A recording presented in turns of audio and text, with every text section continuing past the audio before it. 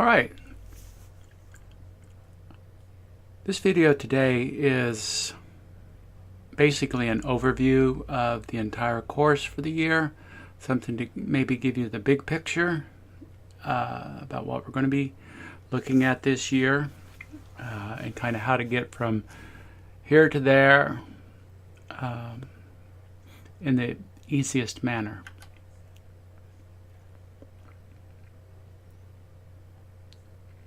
The title of this course should really be called Practical Research Methods for Social Work Practitioners, or some name like that. It's actually just simply called Social Work Research Methods. A lot of your advisors will refer to it as the qualitative research course, which it's not. It's a general research course, and the emphasis is on practical skills. So it's not statistics heavy. We do have a quantitative research course coming up in the spring, and even that is going to be statistics light, so don't get frightened off.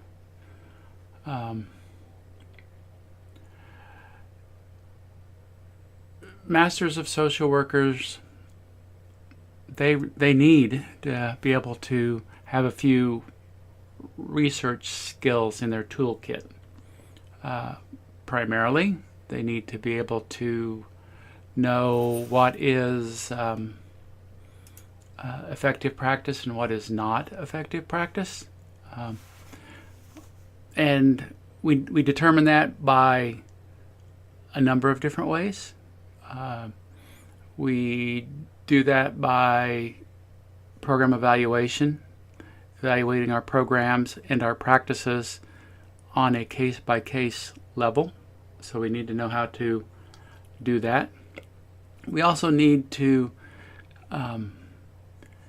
be sure that we can determine what the best practice is for a population when we start working with them and on an ongoing basis. So we have ethical obligations through the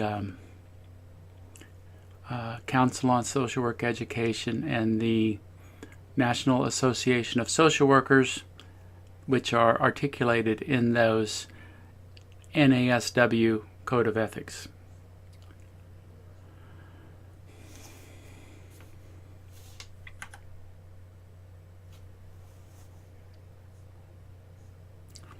The first big deal on your plate, which some of you may have gotten out of the way already before classes have started, is the Social Sciences Institutional Review Board Certificate. There are several reasons why you need to take the IRB training. First and foremost, you have to understand what constitutes the definition of human subjects research. We have to know this for a lot of reasons. Some of them are related to this course. There's going to be skeptical administrators of agencies or field instructors who may, as a part of this course assignment, try to put a roadblock in your way from doing research. They'll claim that, oh, you can't do this for a variety of reasons, and so you're going to have to learn to speak the language of research and what is legal and what is not legal to put their minds at ease. First of all, we have an agreement with every field agency that you can do the requirements of your coursework in the field. So if you want to try and do this at a practice agency that you're working for, you may run into trouble, but I doubt it. When you know what the definition of human subjects research is, you'll come to understand that what you're doing here is not human subjects research, although it will be research, it will be interviewing people, it will be analyzing what they're doing. The main point, which you will learn in the SSIRB training, is that because there is no intent to generalize this information, it is not human subjects research. So we don't have to go through the IRB review here at UMKC, and we don't have to do IRBs at other institutions, although we do need to inform them of what we're doing. Also in the future, you may be called upon to do some research. It might be a program evaluation. It might be basic research, and you need to know when you're doing human subjects research and when you're doing program evaluation, because they're two different things. Because even when you're done with UMKC, there still remains the laws that govern human subjects research. They apply everywhere in the United States to everyone. So that's why we are asking you to do this certificate. Because in the future sometime, we don't want you to be doing a survey of your clients and end up somehow writing that up in a newsletter that then somebody comes around and says, hey, you used our information without our permission. So keep that in mind. If you're ever going to publish anything anywhere that was based on a systematic gathering of human information, you probably ought to do an institutional review board application.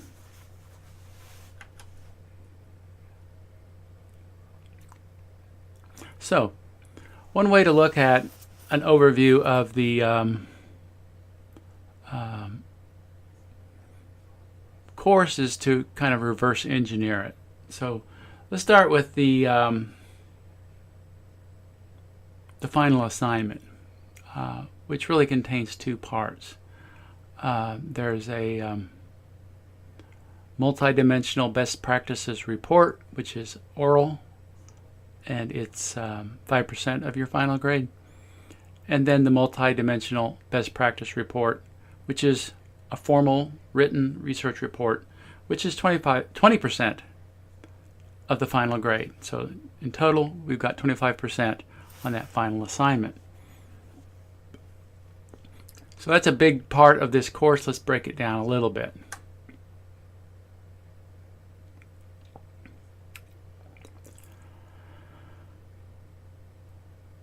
So one of the things to think about with qualitative research in general is the overlapping phenomenon. It's also similar to quantitative research, but this Venn diagram here gives you an overview of Chris Petter's multi-dimensional best practice. It looks at practices from 3 vantage points. It looks at the literature. What does the literature tell us is the most effective practice? And by literature, we mean research. We don't mean somebody's website. We don't mean that, you go on to taptherapy.com and say, oh, they say this stuff is the best thing since sliced bread, and just march on from there and think that you're doing a best practice. We're talking about research that's been recognized through a peer-reviewed process, i.e., typically that means a journal article, People write books all the time about their practice perspectives. That may or may not be evidence that you have an effective practice. So, a second area is, what does the practitioner say? You all are going to be practitioners at some point in your life, we can only hope, whether it be at the direct practice level or the manager or senior administrator level. You're going to be a practitioner. So you will develop wisdom over time as to what actually works. The practitioners who are currently out there working with a population, they have a knowledge base of what actually works for them. So you'll have practitioners out there who continue to this day to swear by certain practices that have been found to be ineffective, and in some cases even dangerous. So be careful simply relying on the quote-unquote wisdom of a practitioner. It's an important piece of wisdom, but it's also one that it's a single person's perspective. So getting multiple practitioner input is often very important. And then finally, a most important part of best practices investigation is looking at that consumer wisdom, which is what has or what do they think will work. And again, like the practitioner, the consumer is a solitary person. So, for example, in the area of substance abuse, you'll get consumers out there who will claim quite loudly that the only way to achieve sobriety or abstinence from drugs or alcohol is to go through a 12-step program such as AA.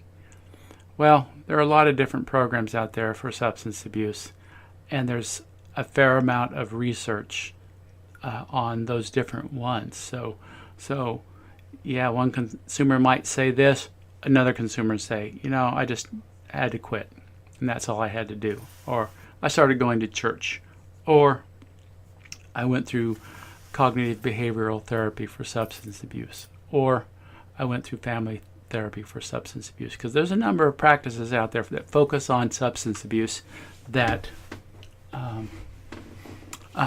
works. And so we have to be keeping an open mind when we look at that consumer perspective, when we look at that practitioner's perspective, and when we look at that literature perspective, because it's something where we want to be in this sweet spot here in the where the three circles of the Venn diagram overlap. What does each one of those perspectives tell us? Literature, practitioner, consumer.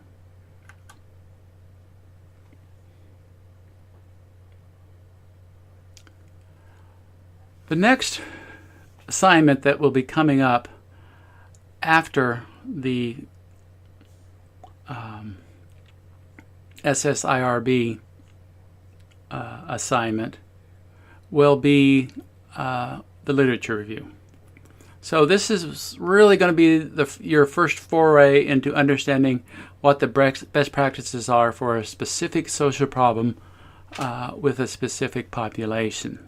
And so in this literature review, you will need to understand the context that you're practicing in. So during those first few weeks of your practicum, you will probably be working on some things for field or for your practice class that will serve you well in this literature review, because you'll be doing some assignments around understanding your agency, their role, their mission, the kind of population they serve, the kind of practices they do, etc. So now is a good time to decide, how am I going to keep track of this information about what my agency does? It's a good time to start asking questions of your field instructors or of the practitioners in your agencies. What kind of evidence do you have about the effectiveness of this program? What kind of program evaluation do you do, etc.? The literature review, in the ideal, it should be similar to a literature review, or sometimes called a background section, that you might see in a typical research article in any social work or related journal. And by related, I mean psychology. I wouldn't even go into sociology. I would say literature review that you see in psychology or social work. Now, the one that you do for this assignment is going to be much more in depth than what you would include in a final report, and will need to be edited. Because, one, we always need to edit everything we do when we write. Because when we write, and we're the only one that sees it, and typically for most students, the only one who sees it is the student and the instructor. And so when I get your reports and I give your feedback, I'd best not see the same stuff that I said get rid of in the final report, because that will be a grade drainer right there. By the time you're done with this class and you are ready to write that final report, you're going to have more literature than what you started with. You're going to need to add some literature, probably. You're going to need to subtract some literature, most likely. So think about that as you're writing this literature review. Okay, don't write for the 5 to 7 pages that you're going to need for a section in a final report. Write the state of the literature in the context of where you're doing your practicum at. So in Canvas, there is a module that I'm including, and I will continue to add things on it about the literature review. And so be looking towards that as we get closer to this assignment.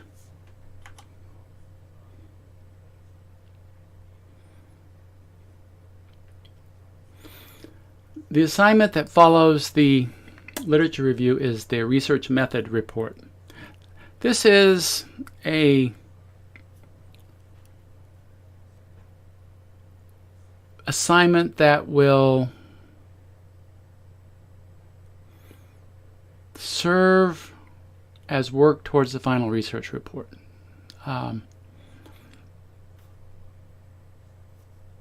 And there's going to be a module in Canvas that's dedicated to writing the methods paper.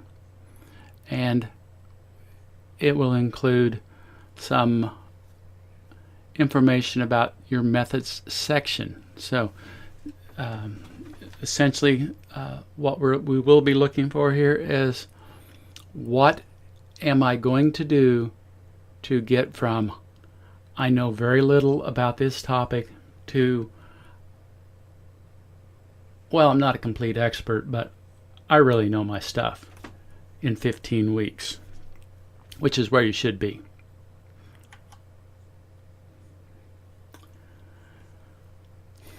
A close companion of your research methods report, in fact, the research analysis report, is something of a subset of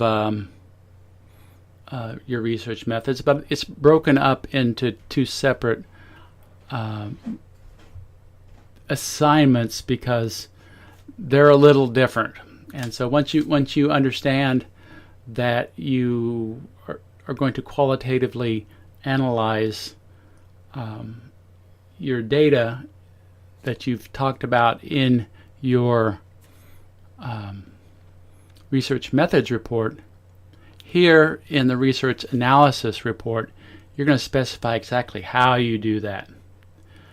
Now, those two assignments will be squished together and they will become your methods section in your final research report. And so even though this particular assignment is going to be detailed, what you will do, what you have done, how you've done it in some cases. In some cases there's going to be discussions. There might be pictures, images. There may even be links to some audio or video stuff that you've included.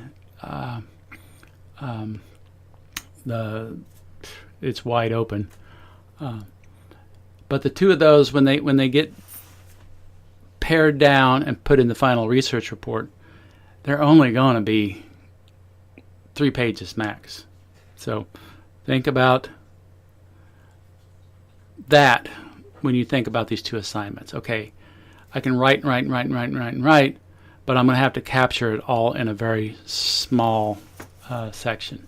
And it's real helpful sometimes to look at research articles in like the Journal on Social Work Education or Journal of Social Work Research or Social Work or some other major journals to see how people who are doing research reports, experimental research especially, do their research methods section. You'll see how many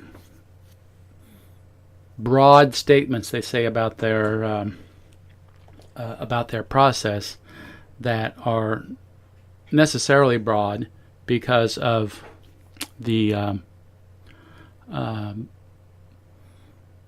space limitations of journals and the audience, with the assumption that, oh, my audience is a professional audience, they should understand my research methods.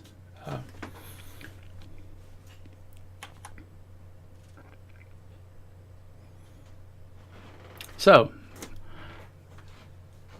the final report.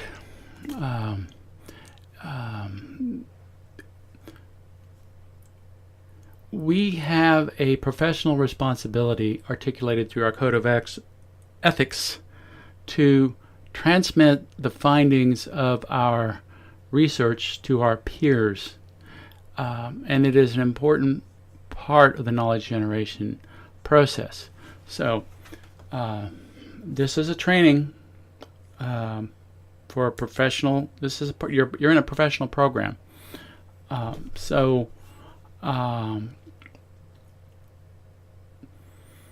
You will be writing a final report as if you're addressing masters of social workers out there and people who are at a similar level in a related field. You may also be addressing your report to professionals who are maybe at lower or higher levels, but that's kind of the sweet spot. This final report, as I said earlier, has 2 parts to it. There's the full formal written research report that is in academic APA style. And then finally the oral report, which will be recorded and uploaded to Canvas through Panopto, or you can do it through YouTube if you want the whole world to take a look at it. But it's going to have to be in some mechanism by which both myself, the instructor, and your peers in the program can see it. So that part, that oral recorded and uploaded part, is something that I will be providing some technical assistance on during this semester. We can perhaps find some resources for you to use. There's plenty of classrooms that we could use their equipment. We've got a video camera in the department that we could give you access to on a scheduled basis. So there's things we can do. All right, so that's enough for today. Thank you very much. Have a good rest of your day. Welcome to Social Work 5536 Social Work Research Methods.